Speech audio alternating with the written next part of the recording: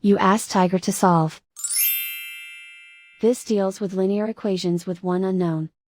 The final result is W equals 77. Let's solve it step by step. Group all constants on the right side of the equation. Add 2 to both sides. Simplify the arithmetic.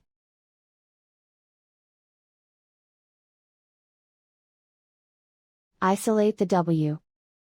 Multiply both sides by 7. Group like terms.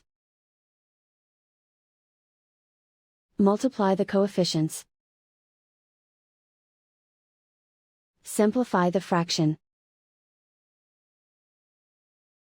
Simplify the arithmetic. And so the final result is W equals 77.